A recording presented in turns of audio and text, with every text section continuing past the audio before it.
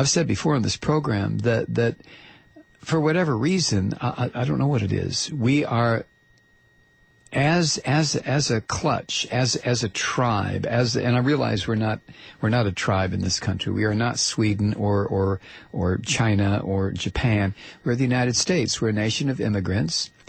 That's how we started. When we came over, we had to murder everybody here, and then we had to steal people from other countries on a different continent to come over and do our labor for us.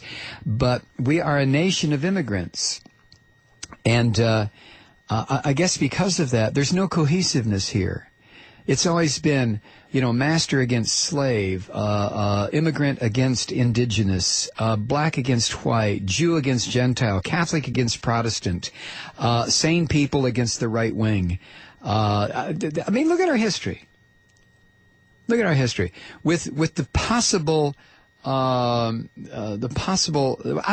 can't think of any other country that was established like ours in relatively modern times. Let's go back 300 years. Australia, okay, they had to blow out the indigenous people, sure. South Africa, okay. Where else? I mean, there's been a lot of imperialism. That's not what I'm talking about, though. I'm talking about the way we did it here. And for some reason, that left us stupid. And I think one of the reasons we have been highly ignorant and stupid is because of the dichotomy of what we're taught in school and what really goddamn happened. We're not taught the truth. We're not taught the truth. So when the truth starts to sink in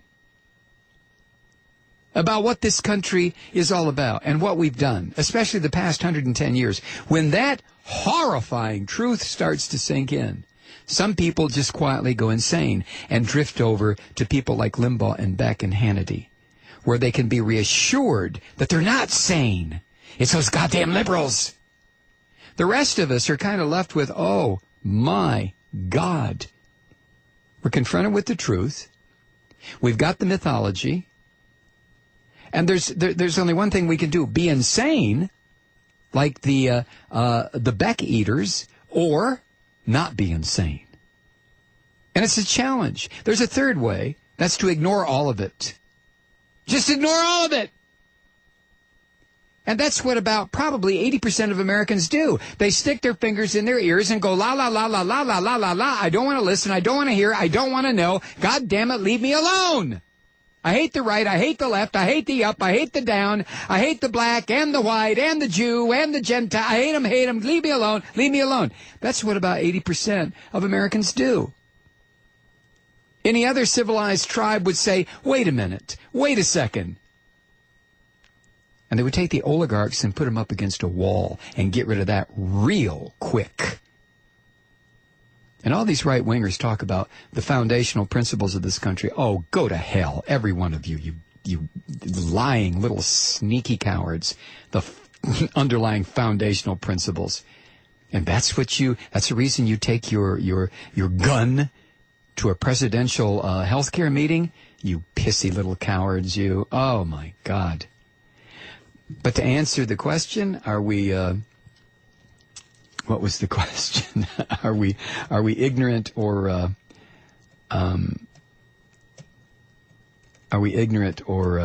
cruel? Are we a cruel nation or only ignorant? We're both. We have treated the rest of the world with the kind of cruelty that is staggering. Staggering. We go into countries and kill their people and steal their resources. We go into countries and destroy their government and replace it with one that we can manage. We go into countries and blow up indigenous people and establish plantations for the benefit of our people. We are a terrible, cruel country. We've always had the potential to not be that way.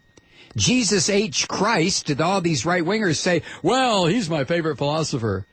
I mean, if they really meant it, if they really understood what Jesus or any avatar of some higher thought process or sky spook or however you want to put it, if they ever really followed that, they would first of all fall on the ground and beg forgiveness of the rest of the world for the crimes against humanity that we've been committing for the past 110 years for sure. And then they would work to satisfy their Savior by doing what he directed them to do. But that will never happen. That'll happen the same day Roger Ailes calls Glenn Beck into the inner sanctum and says, get out of the building. In other words, never. The Christianity of these people has been totally rejiggered. It's been changed into a demonic, hate-filled, destructive blood cult.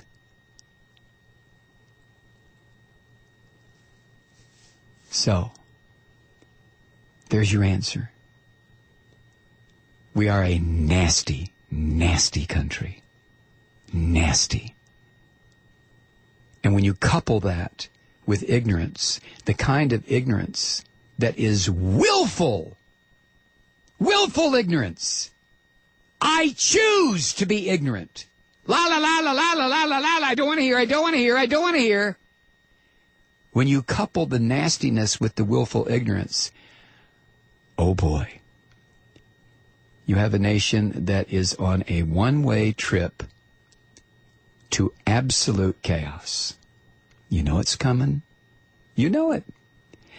And the leaders in this are the right-wing radio and television monsters who keep feeding and feeding and feeding the ignorance and the hatred and the fear and the hatred and the ignorance and the fear and the fear and the fear. Just feed it and feed it and feed it.